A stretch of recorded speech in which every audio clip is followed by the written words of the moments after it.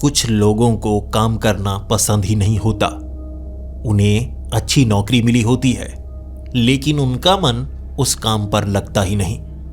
और कुछ हमारे जैसे लोग भी होते हैं जिन्हें कोई ऐसा काम चाहिए जिससे घर का गुजारा चल सके, लेकिन अच्छा काम मिलता नहीं।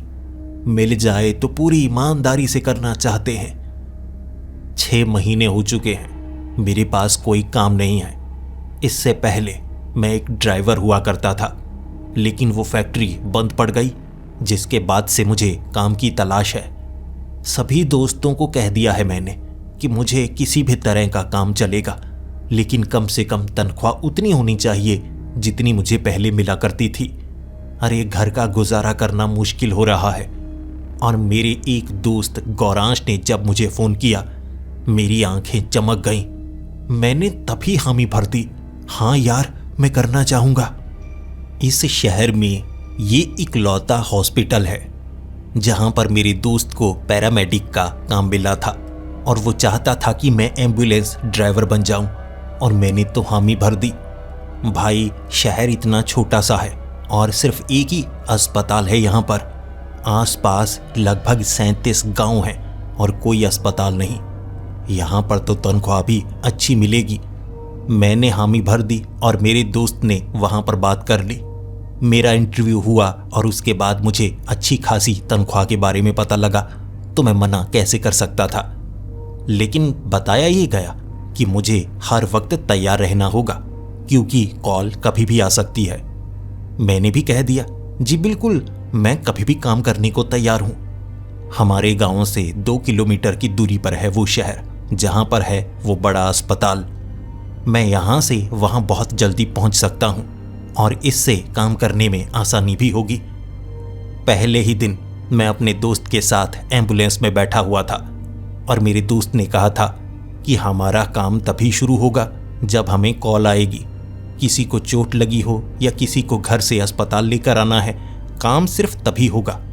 लेकिन अस्पताल बड़ा है और कोई अस्पताल नहीं है, तो काम कभी कभी ज़्यादा करना पड़ सकता है।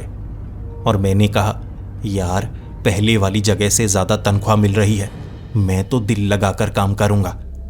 फिर मेरे दोस्त ने कहा था, यार, तूने सुना नहीं है, यहाँ आसपास के इलाकों में कुछ अजीब चीज़ें होती हैं रात के वक्त। हम कभी भी रात के वक्त सफ़र नहीं कर पाए, लेकिन अब काम ऐसा है, देखते हैं क्या देखने को मिलता है। मैंने अपने दोस्त को समझाते हुए कहा था, यार, गवार इलाका है तो गवार लोग क्या करेंगे, झूठी कहानियां ही तो सुनाएंगे। अब हमारे जैसे मेहनती लोग जो रात के वक्त काम करने को तैयार हो जाते हैं, उन्हें काम करना चाहिए। दिन में हमने 2 लोगों को अस्पताल में लाने का काम किया, जो काफ़ी ज़्यादा आसान था। ना तो मेरे दोस्त जो कि एक पैरामेडिक था उसकी ज़रूरत पड़ी, और ना ही मुझे ज़्यादा लंबा सफ़र तय करना पड़ा। रात के 8 बजे जब हमें कॉल आई थी, एक गांव से एक आदमी को यहाँ अस्पताल लेकर आना है। मुझे लगा था काम ज़्यादा मुश्किल हो ही नहीं सकता। जब एम्बुलेंस लेकर हम अस्पताल से निकले थे, काफ़ी ज़्यादा अंधेरा था। यहाँ जो गांव के रास्ते हैं वहाँ कोई स्ट्रीट लाइट नहीं लगी। इतना अंधेरा होता है और कभी कभी कुछ जगह खड्डे इतने बड़े होते हैं कि एम्बुलेंस को निकालना बड़ा मुश्किल हो जाता है।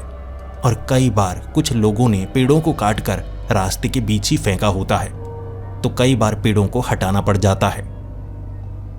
लेकिन इस बार एक ऐसी मुसीबत सामने आ गई थी जिसके बारे में मैंने कभी सोचा ही नहीं था। धुंध बहुत ज़्यादा छा चुकी थी, रास्ता देखने में परेशानी हो रही। साइन बोर्ड तो नज़र ही नहीं आता जब तक हम करीब नहीं पहुंचते। मैंने अपने दोस्त को कहा, यार गौरांश, ये क्या, यहाँ तो ऐसा लग रहा है जैसे बादल ज़मीन पर आ गया है। और फिर गौरांश ने कहा, यार, ये सारे इलाके ना काफ़ी अजीब से हैं। जो कहानियों में बताया जाता है वो देखने को भी मिल रहा है। मुझे किसी ने कहा था कि रात को ऐसे धुंध आ जाती है जैसे कि कोई बहुतिया इलाका हो। मैंने उसे चुप करवाते हुए कहा, ओ भाई, रात के वक्त हमें काम करना है, डरा मत, मुझे अच्छे से गाड़ी चलाने दे। फिर एम्बुलेंस को लेकर मैं उस गांव तक पहुंचा और वो गांव पूरी तरह से सुनसान लग रहा था। किसी भी घर में लाइट नहीं थी ना ही किसी ने घर के बाहर लाइट लगाई थी, ऐसे जैसे इस गांव में कोई रहता ही ना हो। लेकिन मैं गाड़ी लेकर उस घर तक पहुंचा जो एक बड़ी सी हवेली थी। पुरानी लग रही थी, लेकिन सिर्फ उसी हवेली में लाइट चल रही। जैसे ही हमने दरवाज़ा खटखटाया, एक आदमी बाहर की तरफ आया और उसे बहुत ज़्यादा चोट लगी हुई थी।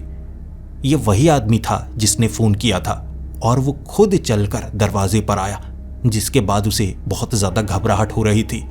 मैंने और गौरांश ने उसे बड़ी मुश्किल से संभाला, लेकिन वो कह रहा था, रुको, मुझे थोड़ा सा काम है, मैं वो निपटा कर आता हूँ, तभी तुम्हारे साथ चल सकता हूँ। मैंने उसे डांटते हुए कहा, अरे भाई साहब, कितना खून बह चुका है, आपका दिमाग तो ठीक है ना? आपकी जान बचाना ज़्यादा ज़रूरी है। चलिए चलिए जल्दी से। अरे गौरांश, स्ट्रेचर पर डाल इसे। लेकिन वो आदमी बात नहीं मान रहा था। उसने कहा, 1 मिनट रुक जाओ, मुझे एक बहुत ज़रूरी काम निपटाना है, मैं फिर आता हूँ। उसने हमें उस हवेली के अंदर आने के लिए कहा। वो झगड़ा कर रहा था। मैं उसे पकड़ने की कोशिश कर रहा, लेकिन वो पकड़ में नहीं आ रहा। उसके बाद वहाँ लगभग 2 मिनट तक हमें रुकना पड़ा। वो कमरे के अंदर गया, पता नहीं क्या करके आया, लेकिन वो और भी ज़्यादा खून से सन चुका था। उसका खून बहुत ज़्यादा बह चुका था, जिसके बाद उससे चला भी नहीं जा रहा। और गौरांश इतने में स्ट्रेचर लेकर आया था। जैसे ही वो स्ट्रेचर पर गिरा, वो बेहोश हो चुका था और मुझे उसके बाद घबराहट होने लगी। और मैंने कहा, गौरांश देख लेना यार, ये तो पागल है। गौरांश ने जल्दी से उसकी दिल की धड़कन चेक की और फिर वो कहने लगा, अबे ठीक है ठीक है ठीक है, गाड़ी में डलवा दे एक बार, बाद में पीछे मैं खुद देखता रहूंगा, तू गाड़ी तेज चलाना। मैंने कहा ठीक है। जैसे ही हम दोनों ने स्ट्रेचर खींचकर गाड़ी में रखा, उस आदमी को वहीं पर लिटा दिया था और गौरांश उसे फर्स्ट एड दे रहा था, जो कि सारा सामान एम्बुलेंस में रखा गया था। जब मैं एम्बुलेंस में बैठने वाला था ना, मैंने पीछे मुड़कर देखा था, हवेली वहां मौजूद ही नहीं थी। वहां तो सुनसान सी जगह थी। मेरे रोंगटे खड़े हो गए। हे क्या, हवेली कहाँ गई? और धुंध इतनी ज्यादा थी, ऐसा लग रहा था उस धुंध ने हवेली को खा लिया हो। फिर मैं पीछे गया और गौरांश मुझे डांट रहा, अबे गाड़ी चला गाड़ी चला, पागल है तू, क्या कर रहा है, इसके पास टाइम कम है। मैंने कहा, गौरांश बाहर तो देख, हवेली कहाँ है। जब मेरे दोस्त ने एम्बुलेंस का पीछे का दरवाजा खोलकर हवेली की तरफ देखना चाहा, तो उसे भी हवेली नजर नहीं आई। वो भी घबरा गया। अरे यार, यहीं पर तो थी हवेली, यहीं से तो इस आदमी को लेकर आए हैं। हवेली तो हमारी आंखों के सामने से गायब हो चुकी है, क्या करें? मैंने कहा, क्या कर सकते हैं, ये कॉल रजिस्टर हो चुकी है, इसे लेकर अस्पताल चलते हैं, बाकी बाद में देखेंगे। मैंने उसके बाद एम्बुलेंस चलाना शुरू कर दिया। रास्ता बहुत ज़्यादा भयानक लग रहा था। धुंध इतनी ज़्यादा थी जैसे हमारा रास्ता रोकने की कोशिश कर रही हो, लेकिन मैंने बिल्कुल सतर्क रहते हुए एम्बुलेंस को चलाया और मैं अस्पताल तक पहुंचा। लेकिन अस्पताल के करीब पहुंचते ही धुंध जैसे गायब हो चुकी थी। शहर के आसपास हल्की फुल्की धुंध भी मौजूद नहीं थी, लेकिन जहां से उस पेशेंट को हम लेकर आए थे, वहां तो ऐसी धुंध थी जैसे हमें रोकने की कोशिश कर रही हो। फिर हमने नर्स को बुलाया। उस आदमी को अस्पताल के अंदर ले जाया गया। गौरांश भी कुछ अंदर तक गया था और मुझे उसने इशारा कर दिया था कि एम्बुलेंस एक तरफ लगा ले। मैंने एम्बुलेंस एक तरफ लगाई और इतने में गौरांश बाहर आ चुका था। उसने बताया कि नर्स ने मुझे अंदर जाने से साफ मना कर दिया। उन्होंने कहा, यहाँ से हम खुद देख लेंगे। फिर हम एम्बुलेंस के साथ खड़े ये बातें किए जा रहे थे। जो आज हमने देखा वो क्या था? वो हवेली तो गायब हो चुकी है। यार, उस आदमी को पक्का पता होगा, जिंदा तो था ना? गौरांश ने कहा, हाँ, खून बह चुका था लेकिन वो जिंदा था, बेहोश था, बाकी डॉक्टर देख लेंगे। और जहाँ तक मुझे अंदाज़ा है तो जान का खतरा तो नहीं हुआ होगा उसे। उसके बाद हम बात करते रहे और वो रात इसी तरह से निकल गई और कोई कॉल तो नहीं आई। लेकिन सुबह सुबह घर की तरफ निकलने से पहले मैं जानना चाहता था क्या कोई और इमरजेंसी तो नहीं, कहीं जाने की ज़रूरत तो नहीं। मुझे बताया गया था अगर मैं घर जाऊं भी तो एम्बुलेंस को साथ लेकर जाऊं, ताकि अगर इमरजेंसी कॉल आए तो मैं घर से सीधा एम्बुलेंस लेकर यहाँ पहुँच जाऊं और पैरामेडिक को अपने साथ लेकर यानी कि गौरांश सीधा उस तरफ निकलूं जहां से कॉल आई है। मैं ये काम को अच्छा समझ रहा था, इसमें गलती की गुंजाइश नहीं थी, लेकिन हो सकता है कभी कभी काम 24 घंटे के लिए करना पड़े और कभी कभी तो घर में भी पूरा दिन बैठना पड़ सकता है। सुबह सुबह घर की तरफ निकलने से पहले मैं उस पेशेंट के बारे में जानना चाहता था। गौरांश भी यही चाहता था, लेकिन जब हमने रिसेप्शन पर बात की, उस आदमी के बारे में जानना चाहा, तो एक नर्स जो रिसेप्शन पर बैठा करती थी उसने बताने से साफ मना कर दिया। उसने कहा हम किसी और को इसके बारे में नहीं बता सकते, सिर्फ परिवार वालों को ही बता सकते हैं। क्या आप उसके परिवार के सदस्य हैं? मैंने कहा जी नहीं, वो कल कुछ अजीब हुआ ना उनके साथ, तो बस मुझे जानना था। उसने साफ मना कर दिया। और घर की तरफ आते वक्त गौरांश मेरे साथ ही था, क्योंकि वो भी मेरे साथ गांव में ही रहा करता था। बातचीत और चर्चा उसी पर होती रही। वो हवेली गायब कैसे हुई? क्या धुंध ज्यादा हो गई थी? वो आंखों का धोखा था या सच में हवेली गायब हुई? घर आकर अब मैंने आराम किया। बीवी से कुछ बात भी की थी। बीवी भी खुश थी कि काम अच्छा है, कुछ घंटे आराम कर लीजिए, हो सकता है कभी भी आपको कॉल आ जाए। लेकिन दिन भर कॉल नहीं आई और मुझे लगभग 8 से 10 घंटे यहाँ रहने की इजाज़त थी, लेकिन अंधेरा होते ही मुझे अस्पताल वापस आना पड़ता। तो 8 बजे मैं अस्पताल की तरफ निकला था और अब तक कोई भी और कॉल नहीं आई थी, यानी किसी भी पेशेंट को उठाने का काम अब तक हमारे पास नहीं था।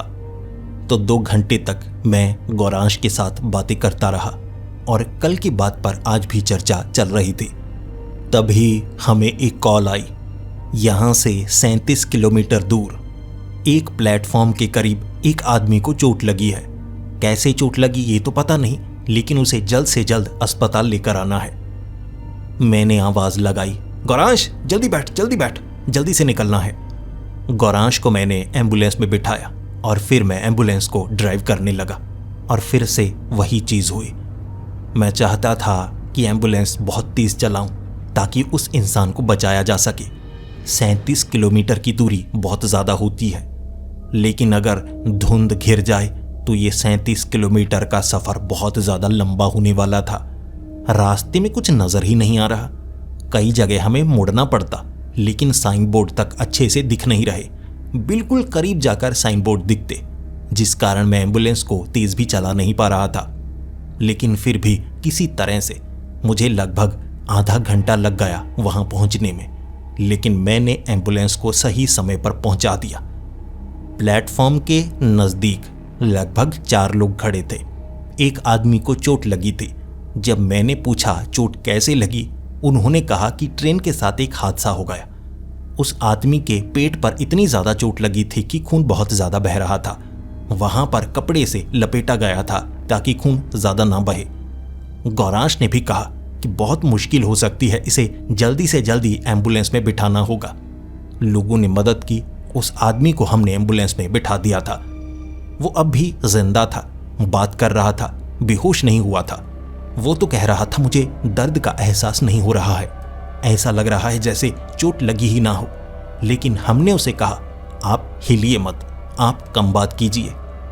उसका चेहरा मुस्कुरा रहा था, लेकिन वो थोड़ा थोड़ा घबराया हुआ भी था कि उसके साथ आखिर क्या हो गया। जैसे ही हमने एम्बुलेंस को उस जगह से निकाला, वो जो सड़क थी वो रेलवे लाइन के बिल्कुल साथ साथ चलने वाली थी और वहां हमने 3-4 और लोगों को गिरे हुए देखा। मैंने जल्दी से अपनी एम्बुलेंस को रोका और गौरांश ने पीछे से आवाज लगाई, क्या हुआ भाई, क्या हुआ? मैंने उसे कहा, यार आगे 3-4 लोग पड़े हैं, देख मुझे लगता है इन्हें भी चोट लगी है, क्या करें, साथ में ले जाएं इन्हें। जैसे ही गौरांश ने बाहर निकलकर देखा, वो 3-4 लोगों ने एक जैसे कपड़े पहने हुए थे और एक का तो चेहरा भी साफ नजर आ रहा था। वो सभी जिंदा थे और सभी का चेहरा उस पेशेंट की तरह, जैसे उसके हम शक्ल हों।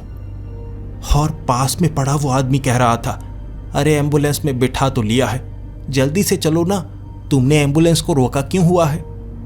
वो आदमी जो नीचे पड़ा हुआ था, गौरांश घबराकर एम्बुलेंस के अंदर आ गया और वो आदमी जो एम्बुलेंस के अंदर था कहने लगा, अरे चलाओ ना एम्बुलेंस, बाहर क्या दिखे जा रहे हो, मैं ही हूं वो। उसकी ये बात सुनकर हम दोनों घबरा चुके थे। मैंने गौरांश की तरफ देखा और पूछा, भाई ये क्या है? ये अंदर है और इसके हम शक्ल बाहर हैं, उन्हें भी चोट लगी है, इसे भी चोट लगी है, यहाँ चल क्या रहा है? बाहर जो आदमी गिरा हुआ वो खड़ा हुआ और बड़ी मुश्किल से उससे खड़ा जा रहा था। वो डांटने लगा, तुम जाओगे या नहीं? अगर यहीं पर मैं मर गया तो एम्बुलेंस चलाओ भाई, अरे ड्राइवर भाई एम्बुलेंस चलाओ। मैं जल्दी से स्टीयरिंग व्हील पर पहुंच चुका था। पीछे गौरांश भी उस आदमी के साथ बैठ चुका था और फिर वो आदमी कहने लगा, अरे ड्राइवर भाई कब चलाओगे, जब मुझे कुछ हो जाएगा? मैंने एम्बुलेंस चलाना शुरू कर दिया। गौरांश ने उससे पूछा, वो क्या था भाई, तो तुम्हारे जैसे हम शक्ल? उसने कहा, मेरे हम शक्ल नहीं थे, अरे वो मैं ही तो हूं, मुझसे बात की तुमने? बाहर से मैं कह रहा था एम्बुलेंस जल्दी चलाओ। उस आदमी को सब कुछ पता था जो बाहर उन लोगों ने कहा और उसके बाद मैं वो एम्बुलेंस चला तो रहा, लेकिन उस रेलवे लाइन के साथ मुझे कई लोग गिरे हुए मिले। जगह जगह वही कपड़े, वही चेहरा। कई लोग थे, 50 से ज्यादा, हम शक्ल या भूत। मुझसे एम्बुलेंस सही से चल ही नहीं रही थी। मैं तो इतना ज्यादा घबराया हुआ, डरा हुआ, आखिर यहां चल क्या रहा है। लेकिन मैंने एम्बुलेंस को कभी कभी बीच बीच में धीमा किया, लेकिन वो आदमी ज्यादा चिल्लाने लगता और कहने लगता, धीमा मत करो, तेज करो, मैं आगे से बताता हूं किस तरफ मुड़ना है, धुंध ज्यादा है, नजर नहीं आएगा, लेकिन मैं इशारा कर दूंगा। और सच में वो आदमी जो गिरे हुए थे ना, जहां पर मोड़ आता उससे पहले ही वो इशारा करने लगते कि इस तरफ जाओ, इस तरफ मुड़ो, और पीछे से वो बोलता, अरे मैं इशारा कर तो रहा हूं, मुड़ो ना उस तरफ, तुम गलत रास्ते पर निकल जाओगे, फिर आगे से घूमना पड़ेगा, इस तरह से समय ज्यादा लगेगा। किसी तरह से उन रास्तों से निकलकर जब हम अस्पताल तक पहुंचे थे, उस आदमी को स्ट्रेचर से बाहर निकाला गया और उसके बाद अस्पताल के अंदर नर्स उसे ले जा चुकी थी। मैंने गौरांश की तरफ देखा था और फिर कहा था, गौरांश भाई ये क्या था? और उसके पास भी कोई जवाब नहीं था। माना वो एक पैरामेडिक था, लेकिन इसके बारे में उसके पास कोई जवाब नहीं था। वहीं पर खड़े अस्पताल के उस दरवाजे के आगे जब नर्स बाहर की तरफ आई और पूछने लगी, कोई उनका सामान तो नहीं रह गया? मैंने कहा, जी नहीं, वो भाई साहब तो ठीक है ना? उस नर्स ने कहा, हाँ हाँ ठीक है, ठीक है, ज़्यादा खून नहीं बहा है, आसानी से बचा लिए जाएंगे। ये कहकर नर्स अंदर जा चुकी थी और गौरांश के साथ मैं उस एम्बुलेंस के बिल्कुल सामने खड़े लगभग 20 मिनट तक हम एक दूसरे को देखते रहे और जबान से शब्द ही नहीं निकल रहा था। जो हमने अपनी आंखों से देखा था वो सच था या कोई झूठ, हमारी समझ में कुछ नहीं आ रहा था। उसके बाद मैंने हिम्मत की और रिसेप्शन पर जाकर उस लड़की से बात करनी चाहिए। आखिर ये चल क्या रहा है? 2 दिन में हमने 2 ऐसी घटनाएं देखी जिस पर यकीन नहीं किया जा सकता। वो लड़की कुछ ना कुछ तो बताएगी, क्योंकि वो रिसेप्शन पर शायद बहुत समय से काम कर रही है। ऐसी चीज़ें उसने पहले भी देखी होंगी। मैं रिसेप्शन पर गया। गौरांश बिल्कुल मेरे पीछे खड़ा था। मैंने उस लड़की से पूछा, जी वो भाई साहब ठीक है ना जिसे अभी हम लेकर आए हैं? वो कहने लगी, हाँ हाँ ठीक है, ज़्यादा परेशानी की बात नहीं है। मैंने कहा, जी देखिए कुछ पूछना था आपसे। वो आदमी को जब हम लेकर आ रहे थे ना, और भी कई लोग थे जिन्हें चोट लगी थी, बिल्कुल उस आदमी जैसे लगने वाले, उन्हें भी लेकर आने की कोशिश की, लेकिन ये मना करता रहा। फिर वो लड़की बोली, देखिए इसके बारे में मैं ज़्यादा बात नहीं कर सकती। आपको पेशेंट लाने के लिए बुलाया गया था तो पेशेंट आप ले आए हैं, आपका काम खत्म हुआ और मैं पेशेंट की जानकारी किसी अनजान को नहीं दे सकती। आपने अपना काम सही किया है, अब आप जा सकते हैं। मैंने उस लड़की से जानने की जितनी भी कोशिश की, वो बार बार डांट कर यही कहती, मैं कुछ भी बता नहीं सकती। और इससे ये तो साफ था उसे कुछ पता है जो वो बता नहीं पा रही है। मैंने कई बार सवाल किए और अंत में उससे झगड़ा हो गया। वो जोर जोर से डांटने लगी और उसने डॉक्टर को बुलाया कि ये ड्राइवर बहुत ज्यादा परेशान कर रहा है। गौरांश बाहर जा चुका था। वो समझ चुका था बात बनने वाली नहीं। डॉक्टर ने भी मुझे डांटा और मैं डॉक्टर से जानना चाहता था जो देखा है वो क्या है।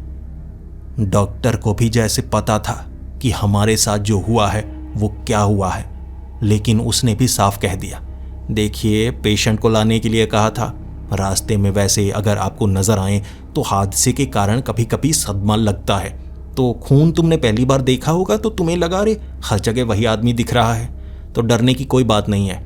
ऐसा करो कल मैं तुम्हें दवाई दे दूंगा, आगे से ऐसी परेशानी कभी नहीं होगी। अगर दवाई अभी चाहिए तो मैं उस नर्स को बता देता हूँ। ये कहकर डॉक्टर जा चुका था और नर्स ने मेरी तरफ वो दवाइयाँ बढ़ाते हुए कहा, लो ये खाओ, उसके बाद तुम्हें कोई भ्रम नहीं होंगे। ये कहा उसने और मैं अस्पताल से बाहर आ गया। गौरांश के पास आकर खड़ा हुआ और मैं कह रहा था, गौरांश भाई कुछ तो गड़बड़ चल रही है, मुझे लगता है इन्हें सब कुछ पता है लेकिन ये बताते नहीं। लेकिन ये चीज़ें एक्सप्लेन कैसे करेंगे, किसी को समझाएंगे कैसे? गौरांश ने कहा, जब तक खुद समझ नहीं सकते तब तक हमें चुप रहना चाहिए। देखो काम तुम्हारे लिए भी बहुत ज़्यादा ज़रूरी है, काम मेरे लिए भी बहुत ज़्यादा ज़रूरी है। जिस तरह से तुम झगड़ा कर रहे थे ना, मैं इसलिए बाहर आ गया, मैं काम से निकाला जाना नहीं चाहता। और भाई तुझे भी काम मुश्किल से मिला है तो चुपचाप काम करता रह, झगड़ा करने की ज़रूरत नहीं है। मुझे अपनी गलती का एहसास हुआ, मुझे झगड़ा नहीं करना चाहिए था। कुछ भी ऐसा नहीं हुआ जिससे हमें चोट पहुंचे या कुछ बुरा लगे। जो हुआ वो बाहर हुआ, अस्पताल में तो कुछ नहीं हुआ ना। इसलिए मैं चुपचाप एम्बुलेंस के पास खड़ा रहा और पूरी रात और किसी भी पेशेंट के पास जाने की ज़रूरत नहीं पड़ी थी। फिर मैं अगले दिन घर आ चुका था और इसके बाद अगले 3 से 4 दिनों तक रात के वक्त जिस भी गांव में जाने का मौका मिलता वो बेहद नज़दीक होता। 3 बार तो पेशेंट को घर छोड़ने का काम मिला, 1 बार पेशेंट को यहाँ लेकर आना था। तब ऐसा कुछ भी महसूस नहीं हुआ और मुझे गौरांश कहने लगा कि भाई लगता है वो 2 रातों में ना हमें भ्रम हुए होंगे, नया काम मिला है ना इसीलिए लगता है, बस अजीब सा महसूस हुआ। और मैंने गौरांश को कहा था, नहीं भाई पूरी जिंदगी ऐसा कुछ महसूस नहीं हुआ, उन 2 रातों में ऐसा महसूस क्यों हुआ? जवाब नहीं था उसके पास। अब एक रात फिर से हमें कॉल आई थी, इस बार हमें फिर से वहीं से कॉल आई थी। वही गांव हमें दोबारा जाना था जहां पर वो रेलवे स्टेशन भी है। जब हम उस जगह पहुंचे थे ना, तब हमें एक और आदमी वहीं रेलवे लाइन के पास पड़ा हुआ मिला। उसने वहां से फ़ोन किया था और 3 लोग काफ़ी दूर खड़े थे और वो 3 लोग वही वाले थे जो पहले भी नज़र आए थे। जब हमने उस आदमी को एम्बुलेंस में डाला, एम्बुलेंस हम चला रहे थे ना, रास्ते में हूबहू वैसे दिखने वाले कई लोग, जैसे यहाँ एक जैसे दिखने वाले कई लोग हों या बाकी सब भूत हों। जो एम्बुलेंस के अंदर आदमी था ना, वो कह रहा था, बाहर मत देखो, मैं इशारा करता हूँ, धुंध में तुम्हें नजर आएगा। हमने उससे सवाल पूछे, आखिर जो बाहर नजर आ रहे हैं वो कौन है? और उसने कहा, मैं ही हूँ। जब सवाल हमने पूछा कैसे, तो वो जवाब नहीं दे रहा था। लेकिन मुझे लगा यहाँ कोई ना कोई एक्सपेरिमेंट हो रहा है। एक जैसी शक्ल वाले कई इंसान हैं यहाँ पर और शायद सबको यहाँ मारा पीटा जा रहा है या कुछ ना कुछ ऐसा हो रहा है जिसका जवाब हमारे पास नहीं है। उस आदमी को हमने अस्पताल में भर्ती करवा दिया था। नर्स से झगड़ा नहीं किया हमने, लेकिन मैंने सीधा पुलिस को फ़ोन किया। कम से कम पुलिस को पता होना चाहिए यहाँ पर चल क्या रहा है।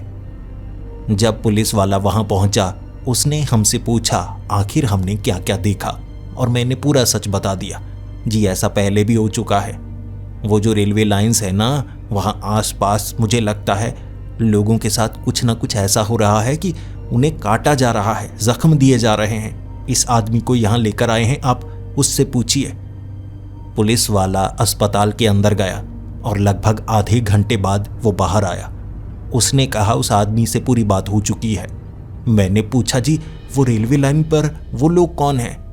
उसने कहा कोई भी नहीं, यही था, बार बार बाहर से तुम्हें जवाब दे रहा था। मैंने कहा जी कुछ समझ में नहीं आ रहा। पुलिस वाले ने कहा समझने की जरूरत नहीं है। मैंने कहा उसे वहां और भी लोग हैं। उसने कहा नहीं है, बाकी अगर तुम्हें शक है तो मैं वहां जाकर चेक करता हूं। 1 घंटे बाद पुलिस वाले का फोन आया था कि यहां और कोई नहीं है। लोगों से बात कर ली है मैंने, एक आदमी को चोट लगी थी और उसे अस्पताल पहुंचा दिया गया है। उसके बाद पुलिस ने थोड़ा गुस्से में कहा था, देखो ये पुलिस का काम है, मैं इसे संभाल लूंगा, इसके बारे में किसी से बात करने की कोई खास जरूरत नहीं है। ये कहकर उसने फोन काट दिया था और मैंने अपने दोस्त गौरांश को कहा था, भाई कुछ गड़बड़ तो है। पुलिस वाले ने बताने से साफ मना कर दिया है। देख वो कह रहा है कि वहां और कोई नहीं था, लेकिन हमें नजर आया। 2 बार ऐसा हो चुका है। 2 लोगों का चेहरा जैसे कई लोगों को दिया गया हो और उनमें से एक को हमने अस्पताल में पहुंचाया। हमें उससे बात करनी होगी। लेकिन कमाल की बात थी, वहां आते जाते कई लोग नजर आते थे, लेकिन वो आदमी जिसे हम भर्ती करवा चुके थे वो आदमी बाहर निकलता नजर ही नहीं आया, जबकि नर्स ने कहा कि वो जा चुका है। एक ही दिन में वो पूरी तरह से ठीक नहीं हो सकता था। इतना ज्यादा खून बह चुका था कि वो चल नहीं सकता था। कोई ना कोई उसे लेकर गया होगा। यहां कोई गाड़ी नहीं आई, एम्बुलेंस से हमने किसी को घर नहीं छोड़ा, तो वो आदमी कहां गया होगा? ये सोच सोच कर मन बैठा जा रहा था और पुलिस वाले ने भी साफ साफ बताने से मना कर दिया था। इसीलिए मुझे शंका सी होने लगी। फिर ज्यादा कुछ कर तो सकते नहीं थे, हमें काम पर ध्यान देना पड़ा। अगले कुछ दिनों तक दिन के वक्त भी कुछ पेशेंट आते रहे, लेकिन ज्यादा ध्यान रात के पेशेंट्स का हमें देना पड़ता था। लेकिन 1 हफ्ते तक कुछ भी ऐसा नहीं हुआ जिसे हम अजीब कहें। लगभग 9 दिन बाद फिर से फोन आया था और नर्स ने कहा था कि अपना ध्यान रखना, वो गांव की जो सड़कें हैं वो टूटी फूटी हैं, वहां जाना तो आसान है चढ़ाई के कारण, लेकिन वापस आना थोड़ा मुश्किल होता है, तो रास्तों का ध्यान रखना। नर्स की बातें सुनकर ही मैं समझ गया था आज की रात साधारण होने वाली नहीं है। उस गांव की तरफ जब हम निकले थे, पहली बार धुंध इतनी ज्यादा थी कि पास का पेड़ तक नजर नहीं आ रहा। सड़क तक देखना तो बहुत मुश्किल बात थी। मैं गाड़ी को इतना धीमा चला रहा था कि आगे कोई खड्डा आ जाए तो नजर आ ही नहीं रहा था। लेकिन जब उस गांव के बेहद करीब पहुंच चुके थे तब धुंध छंट चुकी थी, हल्का हल्का धुआं सा था। गांव में कई लोग थे। गांव लगभग भरा हुआ था, कह सकते हैं हर घर के आगे 1-2 लोग नजर आ ही रहे और ठीक ठाक घर थे। लेकिन जिस घर तक हमें पहुंचना था, हमने गांव में कई लोगों से पूछा और उन्होंने इशारा कर दिया उस बड़े घर की तरफ। वहां थोड़ा पहाड़ी के ऊपर चढ़कर एक घर बना हुआ था, जिसके आगे मैंने एम्बुलेंस लगा दी। एक आदमी को टखने में चोट लगी थी तो चलने में परेशानी हो रही थी, उसे अस्पताल पहुंचाना था। कह सकते हैं ज्यादा चोट उसे लगी ही नहीं थी, लेकिन लोगों के पास कोई साधन नहीं था शहर तक पहुंचने का, इसीलिए उन्होंने एम्बुलेंस को फोन किया था। मैंने जब उस आदमी को स्ट्रेचर पर बैठने के लिए कहा तो उसने साफ मना कर दिया। उसने कहा कि मैं चलकर एम्बुलेंस में बैठूंगा, और उसके टखने में चोट लगी थी उसके बावजूद जानबूझकर वो पैर इस तरह से रख रहा कि उसे दर्द ज्यादा हो। मैंने गौरांश को कहा था कि यह कैसा आदमी है, बात ही नहीं मान रहा, टखने में चोट भी लगी है, चलने में परेशानी हो रही है, दर्द से कराह रहा है, लेकिन स्ट्रेचर पर बैठ नहीं रहा। फिर वो एम्बुलेंस के अंदर बैठ चुका था। उसके परिवार का कोई सदस्य वहां पर मौजूद नहीं था, जैसे वो अकेला हो, और फोन उसी ने किया था। जब मैंने गाड़ी चलाना शुरू किया था ना, उसका घर बदल चुका था।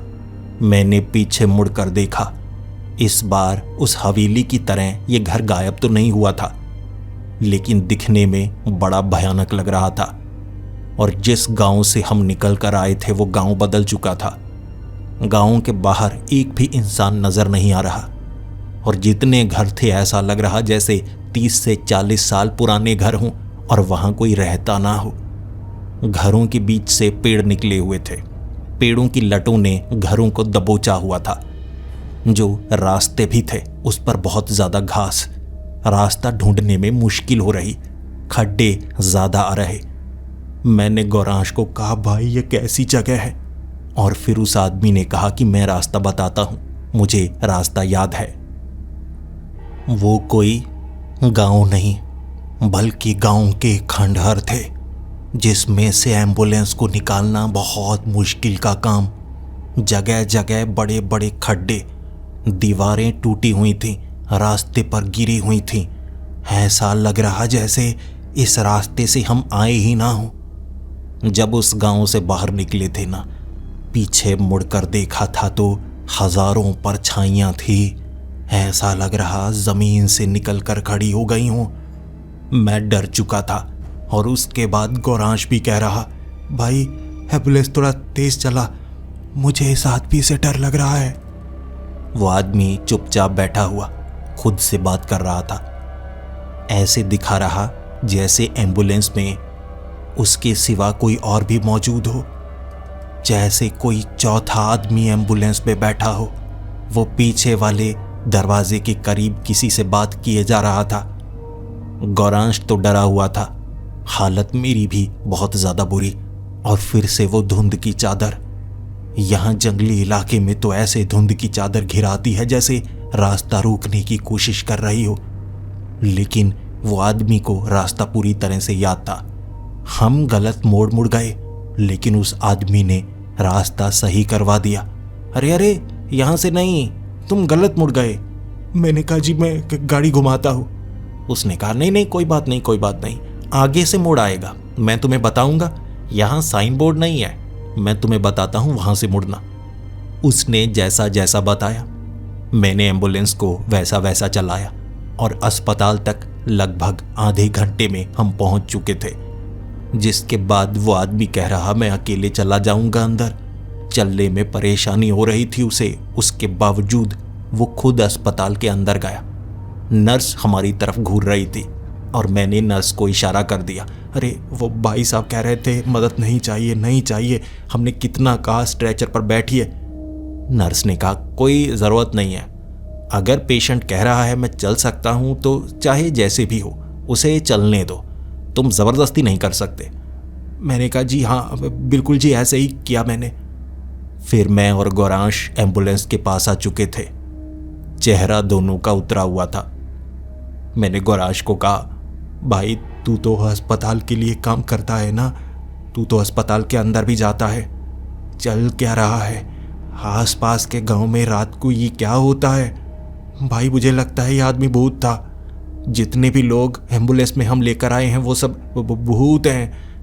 लेकिन अस्पताल में सब तो ऐसे दिखाते हैं जैसे इनका कोई राज है और ये हमें बताना नहीं चाहते। गौरांश ने कहा कि शक तो मुझे भी इसी चीज़ का है, लेकिन शक को दूर कैसे किया जा सकता है? मुझे तो ऐसा लगता है वो पुलिस वाला भी इनके साथ मिला हुआ है। लेकिन फिर मुझे एक कांस्टेबल के बारे में याद आया। मेरा पुराना दोस्त वो कांस्टेबल, अगर मैं उसे बताऊं शायद वो मदद कर सकता है। तो मैंने उस कांस्टेबल को फ़ोन घुमाया। कांस्टेबल से मैं बात करने लगा और उससे कहा कि भाई जल्दी यहाँ आ, तू तो अस्पताल के अंदर भी जा सकता है, तू इसके बारे में पता भी लगा सकता है। जब कांस्टेबल हमारे साथ खड़ा पूरी बात की जानकारी ले रहा था तो उसने कहा, यार ये सब हो रहा है और इंस्पेक्टर साहब ने कुछ नहीं किया? मैंने कहा, नहीं यार। उसने कहा, लगता है कि इंस्पेक्टर साहब मिले हो सकते हैं, लेकिन यार कोई तस्करी की बात होती, चोरी की बात होती, फिर तो मैं समझता। ये भूत वाली बात का चक्कर ना किसी को एक्सप्लेन मैं करूँगा तो कैसे करूँगा? मैंने कहा, भाई मैं तुझे ना एड्रेस देता हूँ, तो उस एड्रेस पर जाकर तफ्तीश कर सकता है? उसने कहा, हाँ भाई तफ्तीश कर सकता हूँ। फिर मैंने उसे सारे एड्रेस दिए जहाँ जहाँ से हमने लोगों को उठाया है और अस्पताल तक छोड़कर आए हैं। क्या वो उन लोगों से बातचीत कर सकता है? उसने कहा, मुझे 2-4 दिनों का वक्त दो, मैं पूछता हूँ। और लगभग तीसरे दिन उसने फ़ोन करके मुझे डांटना शुरू कर दिया। ओ भाई तू पागल हो गया है, कैसे कैसे एड्रेस दिए हैं? यहाँ तो जंगली इलाका है, इस मोड़ के आगे कोई गांव है ही नहीं। यहाँ रेलवे लाइन तो दूसरी तरफ है, तू इस तरफ भेज रहा था। मैंने कहा नहीं भाई, सच बता रहा हूँ, जो जो एड्रेस मैंने तुझे दिए हैं वो सही हैं। लेकिन उसने मुझे डांटा और मुझे उसके पीछे एक आवाज़ सुनाई दी। इंस्पेक्टर की आवाज़ थी कि ज़्यादा मत बोल, फ़ोन काट दे, बस उनसे दूर हो जा। मुझे ये साफ शब्द सुनाई दिए थे और इसके बाद मेरे दोस्त ने मुझसे मिलना सही नहीं समझा। वो मेरे करीब आया ही नहीं, मेरा फ़ोन उसने उठाया ही नहीं, मेरे सवालों के जवाब दिए ही नहीं, जैसे इंस्पेक्टर ने उसे चुप करवा दिया हो। और अब मुझे ये तो साफ हो गया था, ये एक बड़ा षड्यंत्र है। लेकिन ये कोई भूतिया षड्यंत्र है या कुछ ऐसा जो मेरी समझ में नहीं आ रहा या मेरे दोस्त की समझ में नहीं आ रहा, और इसका पता लगाने के लिए तफ्तीश हमें करनी होगी। मैंने अपने दोस्त को कहा था, देख भाई, रात के वक्त हमें छुट्टी नहीं मिलती, दिन के वक्त मिलती है। तो दिन के वक्त आराम करने की जगह अगर हम सच का पता लगाएं तो ये तो समझ में आएगा ना चल क्या रहा है। आखिर ऐसे लोग जिनकी जानकारी हमें मिलती नहीं, वो कहाँ से आते हैं, कहाँ चले जाते हैं, कुछ पता लगाया नहीं जाता। गांव में जाकर परिवार वालों से बात करते हैं। ऐसा तो नहीं यहाँ शारीरिक अंगों की कोई तस्करी चल रही है। ये जो लोग हैं इनके शरीर के अंग निकाले जा रहे हैं। गौरांश ने कहा, भाई फिर वो हूबहू एक जैसे लगने वाले और वो परछाइयाँ भूत जो जमीन से निकले थे, उसके बारे में क्या तर्क लगाएगा। मेरे पास कोई जवाब नहीं था, लेकिन कम से कम गांव में जाकर पता तो लगाया जा सकता था ना। तो अगली सुबह हमने यही काम करने की ठानी। कह दिया अस्पताल में कोई अपना है, उसे चोट लगी है, उसे लेकर आना है, आधा घंटा लगेगा, इमरजेंसी हुई तो फ़ोन कर दीजिएगा, वहीं से निकल लेंगे। फिर हम अस्पताल से निकले सबसे पहले वो रेलवे लाइंस की तरफ। वहाँ हूबहू एक जैसे दिखने वाले हमें कई लोग मिलते हैं रात के वक्त। देखते हैं वहाँ दिन के वक्त हमें क्या देखने को मिलता है। जब दिन के वक्त वहाँ पर हम पहुँचे, रेलवे लाइन वहाँ पर मौजूद ही नहीं थी। ढूंढते रह गए। जैसे मेरे दोस्त उस कांस्टेबल ने कहा था, भाई यहाँ तो रेलवे लाइन है ही नहीं। दिन के वक्त कोई धुंध नहीं, साफ रास्ते, साइन बोर्ड हर तरफ लगे हुए थे। उस तरफ ना कोई गांव था ना रेलवे लाइंस थी, तो वहाँ कोई दिखना असंभव सी बात थी। उसके बाद हम उस गांव में गए जहाँ उस पहाड़ी के ऊपर वो घर था, लेकिन वहाँ पर तो गांव ही कुछ और था, उस गांव का नाम अलग। वहाँ हमने जब एम्बुलेंस लगाई, कुछ लोगों से पूछा तो उन्हें उस आदमी के बारे में नहीं पता था, और घरों की बनावट, रास्ते बिल्कुल अलग, जैसे उस जगह कोई और गांव आ गया हो। इस घटना ने हमारी आंखें खोल कर रख दी। रात के वक्त जो देखने को मिलता है वो दिन के वक्त देखने को नहीं मिलता। रेलवे लाइन तो उत्तर की तरफ नहीं दक्षिण की तरफ है, जबकि हमने पहले उत्तर की तरफ देखी थी। वहीं से दो लोगों को लेकर आए थे। ये संभव कैसे हो सकता है? सवाल थे मन में, लेकिन ये सवाल करते तो किससे करते? पूरी की पूरी मैनेजमेंट हमें जवाब देने से इनकार कर दिया करती थी, और नर्स अस्पताल के अंदर आने ही नहीं देती थी, जवाब देती ही नहीं थी। किसी डॉक्टर से बात करते तो वो डांट दिया करते, और हमारे लिए नौकरी भी काफ़ी ज़्यादा ज़रूरी थी, तो ज़्यादा बात तो कर ही नहीं सकते थे। लेकिन सच तो पता होना चाहिए। उस रात हमें एक लड़की की कॉल आई थी। वो हमें उस गांव में बुला रही थे जहां हम दिन के वक्त गए थे, लेकिन वहां कोई गांव मौजूद ही नहीं था, और डायरेक्ट एम्बुलेंस कॉल आई थी तो मेरे फ़ोन नंबर पर। जिसके बाद मैंने गौरांश को कहा, भाई एक लड़की है, कह रही है उसे बहुत ज़्यादा चोट लगी है और कोई उसे अभी मारने की कोशिश कर रहा है, जल्द से जल्द हम वहाँ पर पहुँचे। फिर गौरांश ने कहा, लेकिन वहाँ पर तो कोई गांव मौजूद है ही नहीं, तो ऐसा कर फ़ोन काट दे। जिसके बाद मैंने गौरांश की बात मानी और मैंने फ़ोन काट दिया। उस लड़की ने 2 बार और फ़ोन किया और मैंने उसे कहा कि यह कैसा भद्दा मजाक है, वहाँ पर कोई गांव नहीं है। और उस लड़की ने कहा, तुम यहाँ पर आओ, मेरा खून बहुत ज़्यादा बह चुका है, मेरे पास ज़्यादा समय नहीं है, कोई नहीं है मेरे आसपास, मेरी मदद करो। मैंने उसका फ़ोन उसके बाद उठाया ही नहीं। अगले दिन मुझे कहीं से भी उसके बारे में कोई खबर नहीं मिली, ना ही किसी नर्स ने कहा कि वहाँ कोई फ़ोन आया हो। उस रात फिर से उस लड़की का फ़ोन कि मुझे बहुत ज़्यादा चोट लगी है, तुम कब आओगे, मैं इंतज़ार कर रही हूँ। जिसके बाद मैंने उस लड़की को कहा कि चोट तो तुम्हें कल लगी थी। उसने कहा नहीं, कल नहीं लगी थी, आज लगी है चोट मुझे। उस रात भी उसने बहुत ज़्यादा परेशान किया, जबकि तीसरी रात फिर से उसका फ़ोन आना शुरू हो चुका था और वो कह रही थी मेरी मदद करो, कोई मुझे मारना चाहता है, चोट बहुत पहुंची हुई है, जल्दी से आ जाओ। उस समय मैंने उस लड़की को कहा ये कैसा भद्दा मजाक है, तुम बार बार यहाँ फ़ोन क्यों किए जा रही हो। उसने कहा कि मेरे पास एम्बुलेंस का नंबर है, बाकी मुझे नहीं पता। फिर मैंने कहा कोई बात नहीं, रुको। मैंने सीधा इंस्पेक्टर साहब को फ़ोन किया कि एक लड़की है, कोई उसे मारना चाहता है। उसने सीधा मेरे नंबर पर फ़ोन किया है, आप वहाँ पर पहुँचिए, हम भी पहुँचते हैं। इंस्पेक्टर का कहना था कि अपना काम करो, वो लड़की को चोट लगी है, तुम्हें उसकी मदद के लिए जाना होगा। और फिर मैंने इंस्पेक्टर को कहा साहब बार बार फ़ोन आ रहे हैं उस लड़की के, कोई उसे मारना चाहता है, लेकिन जिस जगह वो बुला रही है वहाँ कोई गांव मौजूद नहीं है, वो एक प्रैंक कॉल लगती है। इंस्पेक्टर ने कहा नहीं, प्रैंक कॉल नहीं है, जाओगे तो वहाँ हो सकता है वो लड़की मिले, तुम जाओ तो सही, वहाँ जाकर अगर कुछ हुआ तो मुझे फ़ोन कर देना। वो इंस्पेक्टर जिद कर रहा था, इसीलिए मुझे उस जगह पर जाना पड़ा। और जब मैं उस जगह पहुंचा, घर के बाहर लड़की गिरी हुई थी, छाती में उसके चाकू घुसा हुआ था, सांस लेने में उसे परेशानी हो रही थी। और उस लड़की ने कहा बहुत समय लगा दिया तुमने, मेरी मदद करो, मुझे अस्पताल पहुंचा दो। फ़ोन उसने किया था जबकि उसके पास फ़ोन मौजूद नहीं था। फिर भी फ़ोन कैसे किया उसने? मैंने उसे कहा यह कैसा भद्दा मजाक है, यहाँ तो हम पहले भी आ चुके हैं, यहाँ तो गांव हुआ नहीं करता था। उसने कहा मेरी मदद करो। फिर हम उसे अस्पताल लेकर आए, लेकिन हैरानी की बात, जब गांव से निकले मैंने एम्बुलेंस को रोका और गांव की तरफ देखा तो पीछे पेड़ नजर आए, जिसे धीरे धीरे धुंध ने निगल लिया।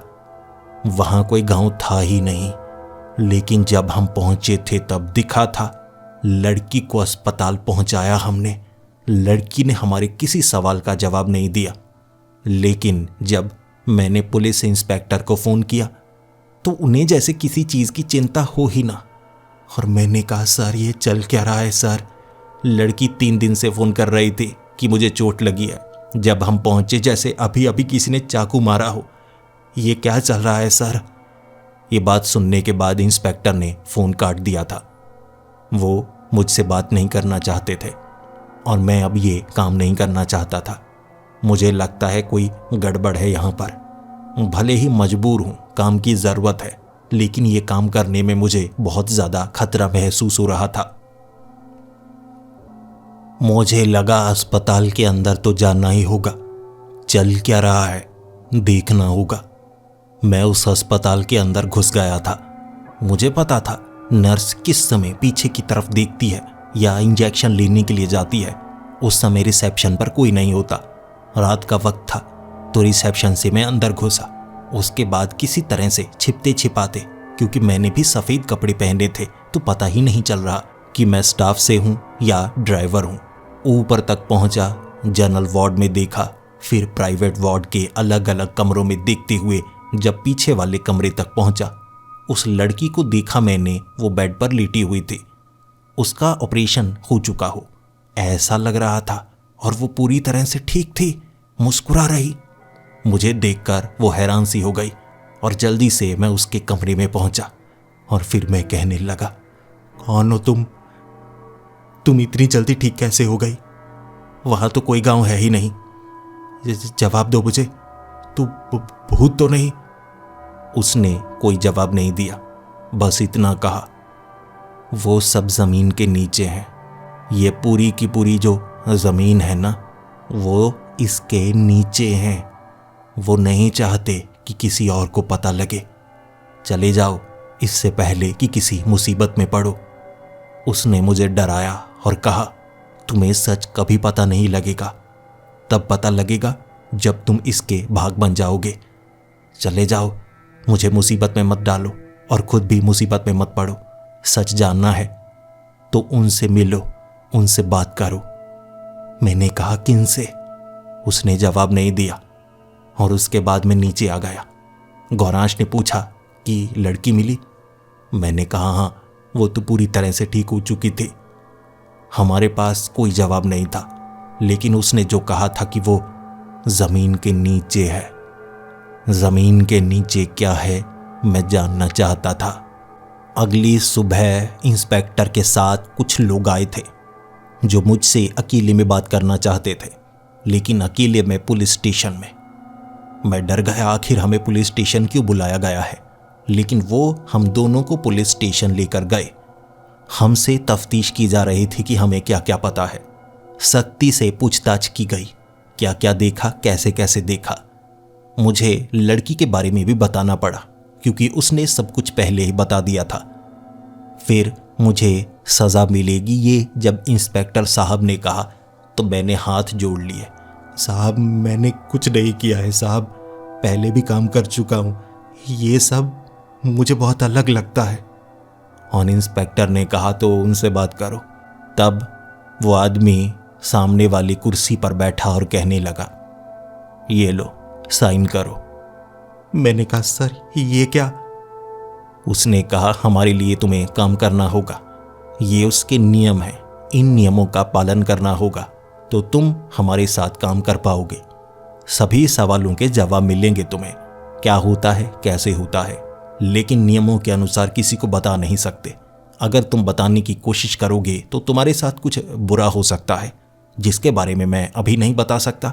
लेकिन अगर सब कुछ तुम मानोगे तो तुम्हें पक्की नौकरी मिलेगी, तनख्वाह तिगुनी मिलेगी और काम भी अच्छे से कर पाओगे, क्योंकि जवाब तुम्हारे पास होंगे।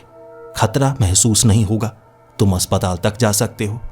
हर जगह जहां बताया जाए या जानने की कोशिश हो, इच्छा हो, वहां तुम जा सकते हो। साइन करो। मेरे पास और कोई रास्ता नहीं था, मैं खतरे में पड़ना नहीं चाहता था। मैंने उस कॉन्ट्रैक्ट पर साइन किया था और मुझे सब कुछ सच बताया गया था। वो गांव कैसे बदल जाते हैं दिन के वक्त, धुंध कहां से आती है, वो लोग कौन हैं जो जख्मी होते हैं, और रास्ते में हम शक्ल जो दिखते हैं वो कौन है। भूतिया गांव जो गायब होता है दोबारा कैसे आता है। नर्स या बाकी डॉक्टर इस पर बात क्यों नहीं करते। हर एक सवाल का जवाब मिला और अब मैं उनका हिस्सा था और मुझे भी राज रखने पड़ते हैं। तो मैं भी आपको उतनी ही कहानी बताऊंगा जहां तक मैं राज नहीं रख सकता।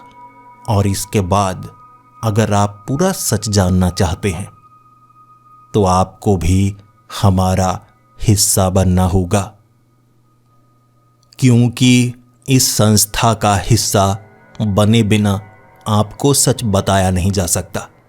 और अगर आप हमारा हिस्सा बनने को तैयार हैं तो आपको भी इस कॉन्ट्रैक्ट पर साइन करना होगा, जिसके बाद सब कुछ पता लगेगा और आप हमारे साथ काम भी कर पाएंगे और सच भी जान पाएंगे।